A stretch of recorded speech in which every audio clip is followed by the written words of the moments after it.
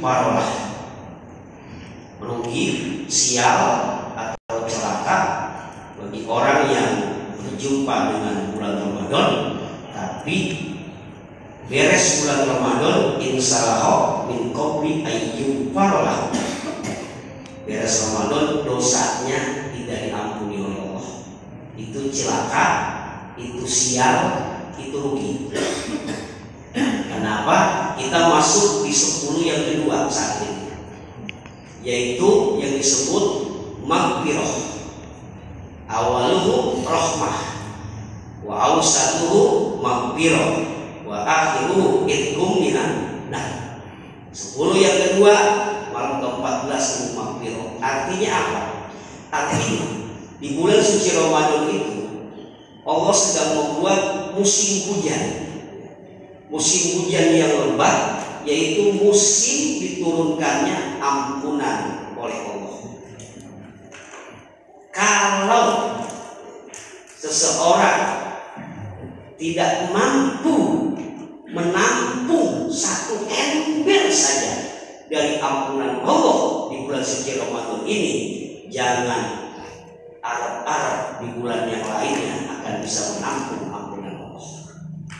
Maka kita manfaatkan dengan maksimal. Ada satu riwayat Bapak Ibu yang sama-sama dimuliakan oleh Allah tentang kemuliaannya bulan Ramadan. Kita harus tahu ya, karena kalau kita tahu kita akan tambah semangat. Seperti saya punya iPhone yang mahal sekali jutaan harganya. Nah, itu saya kasih bocah umur 1 tahun 2 tahun. iPhone itu tidak akan bermanfaat, paling diisep-isep, dibanting dan sebagainya, karena dia tidak tahu harga nilai daripada iPhone tersebut. Tapi ketika iPhone saya pakai, saya gunakan, saya akan jaga, saya akan rawat, saya akan gunakan dengan baik, bahkan saya pelihara karena saya tahu nilainya iPhone tersebut. Maka kita yang perlu bagi kita umat Islam, kita tahu ada apa kandungan di bulan suci Ramadan. Ini diantaranya ada satu cerita yaitu sahabat Thalhah bin Ubaidah. Sahabat Thalhah bin Ubaidah ini menceritakan bahwasanya ada dua orang mu'alaf masuk Islam bersamaan masuk Islam, mu'alaf. Nah, yang satu setelah masuk Islam sungguh-sungguh di dalam beribadah, rajin ibadah, sampai ada perintah perang dia ikut perang. Sementara yang satu lagi ini setelah masuk Islam biasa-biasa aja. Temannya mau ikut perang, dia mah kagak, tidur baik teman. Semangat ini yang satu. Nah, yang satu kagak nih. Sampai yang satu ini maju ke medan perang Uhud, gugur di medan perang. Dihukumi statusnya mati syahid. Sebagai syuhada mati syahid.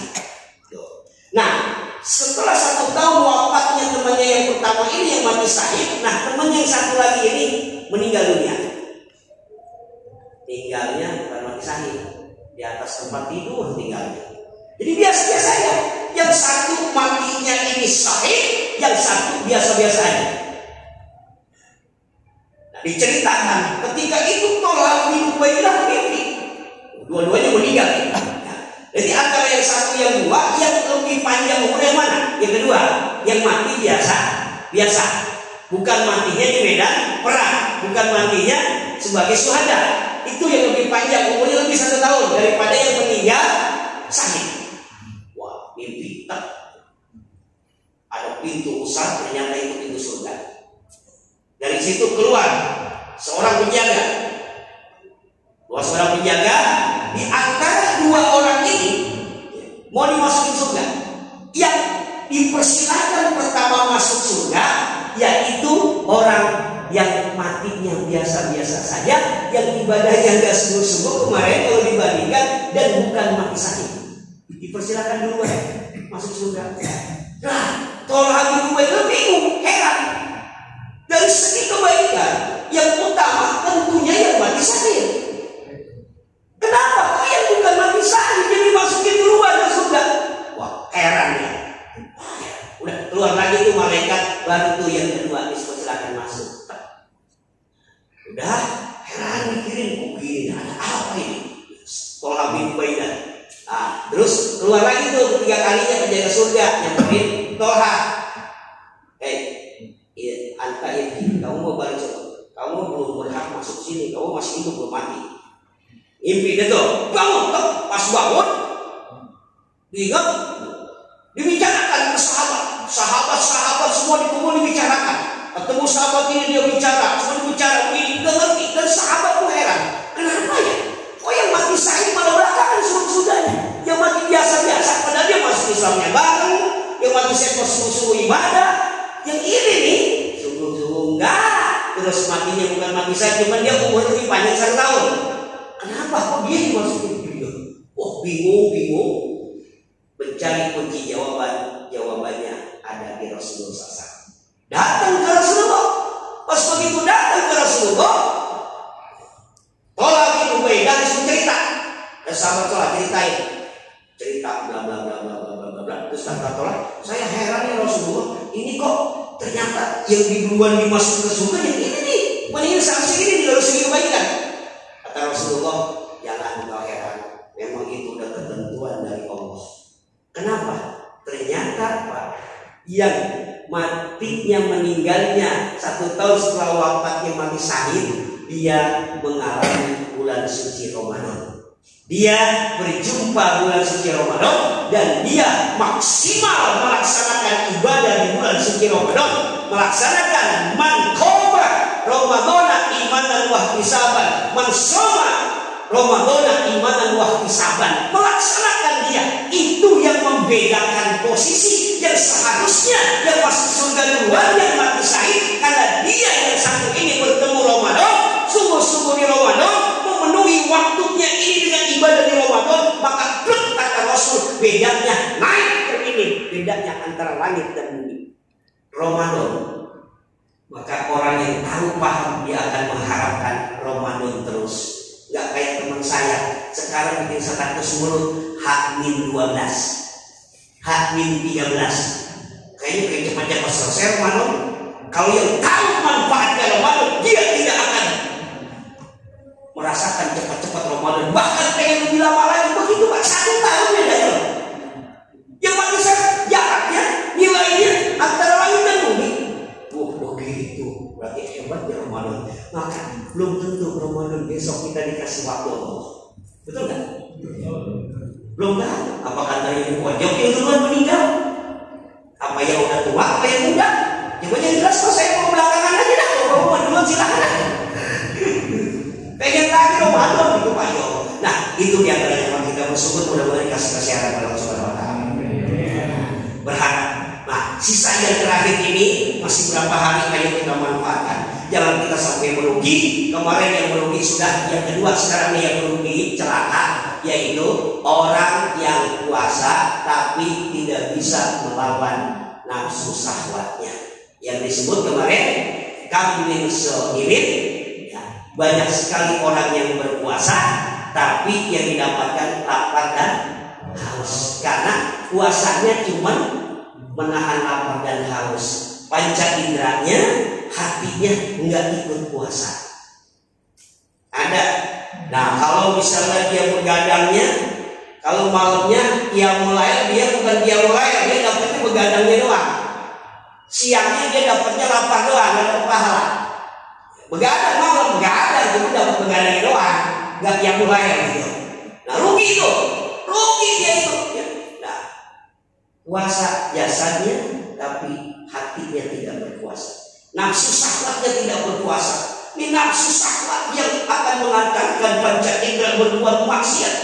Ada perbuatan-perbuatan yang akan merembes pahala puasa. Jadi kalau kita punya kantong ini ada rembes, lama-lama habis. Masuk rembes habis ya. Ada yang bolong dikit habis. Seperti itu gak ada pahalanya, karena puasanya cuma bisa menahan lapar dan haus dari yang halal. Yang halal gak boleh jadi haram ya, tapi hatinya, mulutnya tidak berpuasa. Di dalam kitab Al-Fawaidul Mukhtar, Habib Zaid bin Ibrahim bin Suhaib menukil salah satu keterangan dari Rasulullah. Waktu itu ada 2 orang wanita sedang puasa, sedang kelaparan. Kelaparan, pengen makan. Kemudian dipanggil sama Rasul. Coba muntahin.